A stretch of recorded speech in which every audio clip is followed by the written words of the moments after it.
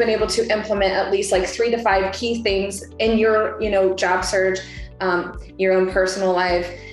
We've talked a lot about goals, getting active, getting curious about your thoughts and how it's affecting your emotions and your actions in life, and really getting in front of that. I'm always looking to change your life, not even just from the career standpoint, but what's going on the home front, right? I like to see people transformed as leaders in their household and corporate America. Like, if you don't take anything from this program, it's how you're leading your home and the teams in your next job. I really take that very seriously, okay? Because the systems in corporate America are broken, and I'm very passionate about exposing the truth around that. And I'm about to get actually really loud about that. And if there's going to be a group of people that I could send into corporate America to start making changes, who is it other than my wonderful group of folks here? So I know you guys aren't going to be the owners of these huge corporations that you go, work for, but you have a lot of impact on these teams and a lot of impact on a lot of people. So how can we cultivate a culture that is centered around people, right? Because people move businesses.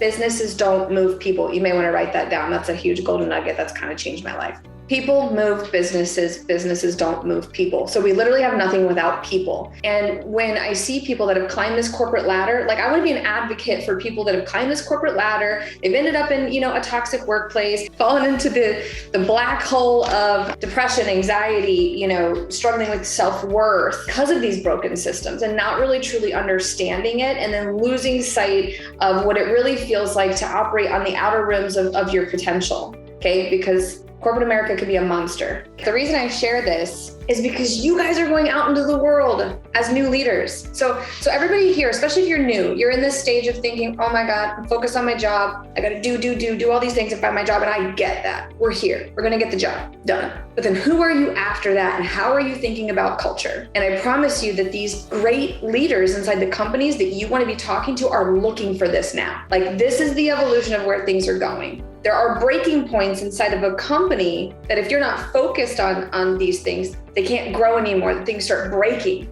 And then you guys, as leaders in the company, fall into that nasty mess, and then back at ECU because, oh my God, that didn't work out. That sucks. Didn't want to be there. Okay. So we just have to, I want to bring this front of mind for everybody, because I can't motivate you. I can only inspire you to start thinking bigger. So, and even just in your household, hey, what's driving you? What are your personal, professional, and financial goals? Because those 3 things are going to determine how much energy you even put into the job search and how seriously you take all of the non-negotiables that you're looking for in your career. Is what is driving you. You got the small things and you got the big things. You got the start of the vision, and then you got the 10-year vision. And for any of you experiencing anxiety about, during all of these new changes you have to make, the quickest way out of that is to think about your big vision. To be successful, you have to have adopted some level of patience.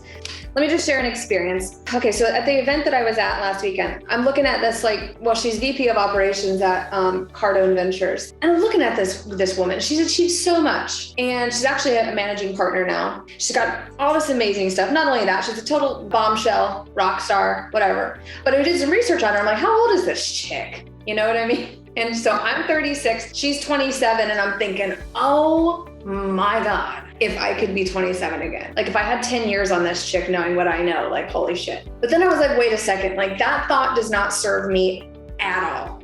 What does it make you feel if you feel like, oh my God, I've wasted a lot of time. I've wasted so much of my life. I've lost so much time. I mean, that's sad. But to me, that's one of the biggest tragedies you can actually ever feel, is that you wasted your life or made a lot of mistakes and lost a lot of time. That feels so heavy and so sad. So I want to offer to all of you to stop that thought process in its tracks when it starts, and start getting curious as to how you can use the thought around your age as an advantage. Because within 10 minutes, I was able to pick 4 thoughts that were able to serve me as to be oh my God, I'm so glad that I learned this at 37. Is it a 47? Oh my God, this person that I just adore, Grant Cardone, didn't actually launch Cardone Ventures until he's 50. And look at him now, 65. I swear he's an alien. He's jet setting around the world every 5 minutes. I'm when do you sleep? But I'm okay, if that person can achieve that, they're operating on the outer rims of their potential. It's there, it's available to me. This is up to me, and I get to control how I operate with my health, my thoughts, my decisions. Also, everything that you've perceived as a mistake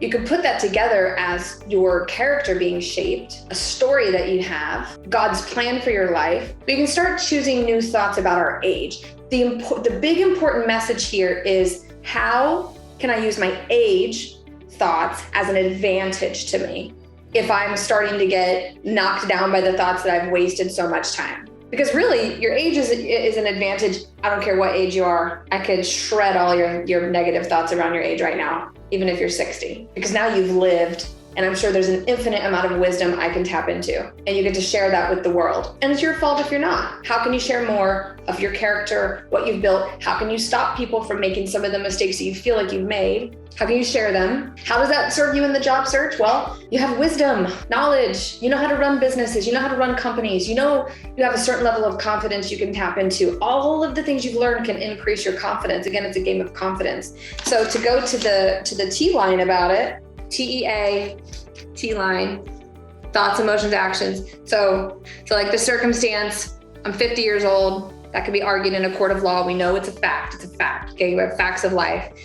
Well, if the thought is, oh my God, I've wasted half my life, I've blah, blah, blah, blah, blah, it's gonna be sad, gonna have no action, no outcomes, no good outcomes. Well, if immediately the thought is around your wisdom, what you have learned, what you can offer to a company, the amount of people you do want to help with what you learned, I mean, that can probably generate some excitement or at least some comfort, and then you have better actions. So for me, I had to immediately think, oh my God, I'm only 37. There are people standing around this room right now that would die to be 37. That may or may not be the most healthy thought process, but like I have to choose what's helpful for me in the moment. So that's what's important about thoughts, like what's helpful. We want to remove as many unhelpful thoughts as possible and choose as many helpful thoughts as we can. And I try to disconnect this from all this woo-woo mindset stuff that we hear out there. I want to get you out of the chaos of all that and all the choices that we have and just bring it down to one simple formula that will at least keep you out of a really crappy emotional state. And your thoughts drive that, I promise. If your circumstance is, I'm unemployed, and your thought is, oh my God, I'm unworthy, I wasted time,